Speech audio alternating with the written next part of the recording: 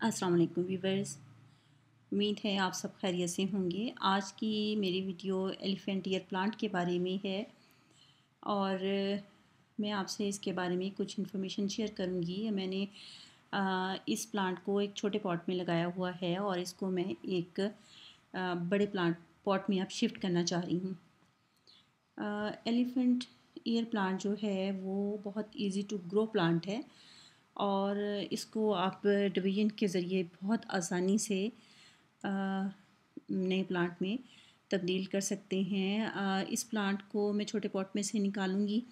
बड़े पॉट में लगाने की मेन रीज़न कि अब इसका ग्रोइंग सीज़न है और इसको बहुत ज़्यादा अब रूट इसकी तेज़ी से फैलेंगी, तो इसकी ग्रोथ अच्छे से हो, इसके लिए इसको बड़े पॉट में शिफ्ट करना ज़रूरी है।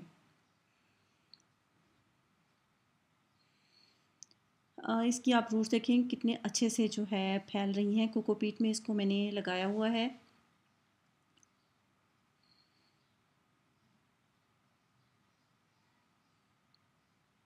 इसको मैं बड़े पॉट में लगा रही हूँ और उसमें सबसे पहले नीचे जो ड्रेनेज होल है उसमें मैं गमले का टूटा हुआ टुकड़ा रख रही हूँ। उसके बाद कोको फाइबर उस पर मैंने रखा ताकि जब मैं इसको पानी दूँ तो इसमें से जो पानी है वो सिर्फ निकले, मिट्टी इसमें ठहरी रहे।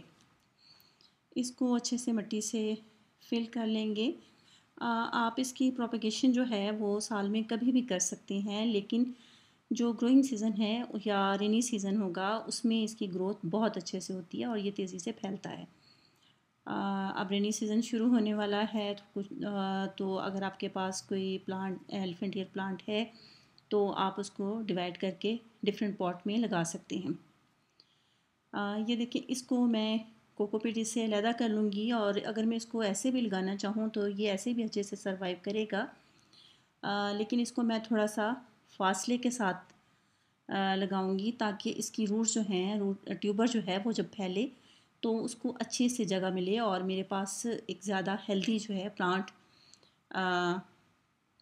हो।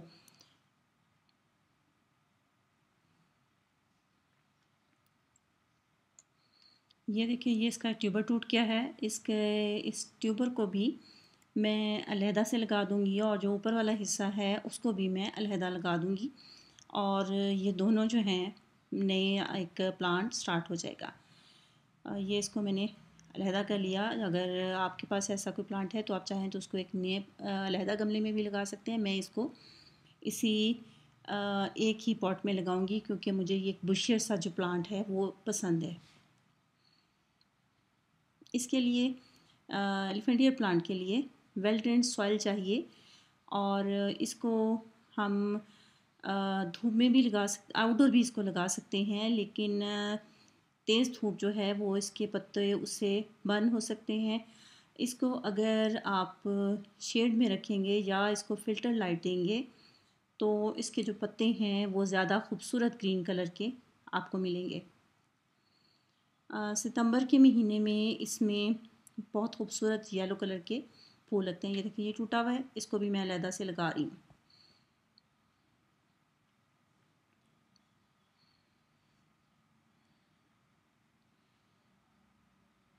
इसको आप जब भी पानी दें तो कोशिश करें कि सुबह के टाइम पानी दें, मॉर्निंग में इसको पानी दें ताकि पूरे दिन वो ये पानी इस्तेमाल कर सके, क्योंकि इसको रेगुलर वाटरिंग की ज़रूरत है इस प्लांट को।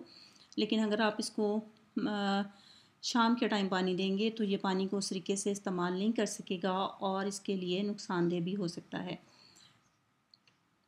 फ्रॉस्ट जो है वो इसको पसंद नहीं है। फ्रॉस्ट में आपको इसे शेड में रखना पड़ेगा ताकि, क्योंकि फ्रॉस्ट से इसके पत्ते जल जाते हैं और इसके ट्यूबर को भी नुकसान पहुंचता है। इसको मैं अच्छे से पानी दूंगी। पानी देके मैं ज़रा थोड़ा सा इंतज़ार करूँगी कि पानी नीचे तक चला जाए, और क्योंकि इसको मैंने टैपिंग नहीं की है और इसमें एयर पॉकेट्स बनी हुई होंगी तो वो मिट्टी थोड़ा सा बैठ जाएगी और उस वहाँ पे मैं जहाँ ज़रूरत होगी कोई थोड़ा सा और मिट्टी ऐड कर दूँगी और इसको दोबारा एक दफ़ा पानी दूँगी। बहुत इजी टू ग्रो प्लांट है जो आपके गार्डन में एक बहुत खूबसूरत इजाफा कर सकता है। और अब इसका ग्रोइंग सीज़न शुरू है, लिहाजा अगर आपके पास ये प्लांट है तो आप इससे एक प्लांट से कई प्लांट बना लें। उम्मीद है आपको मेरी आज की वीडियो पसंद आई होगी। आइंदा किसी और वीडियो में किसी और प्लांट के साथ आपसे फिर मुलाकात होगी। तब तक के लिए अल्लाह हाफ़िज़।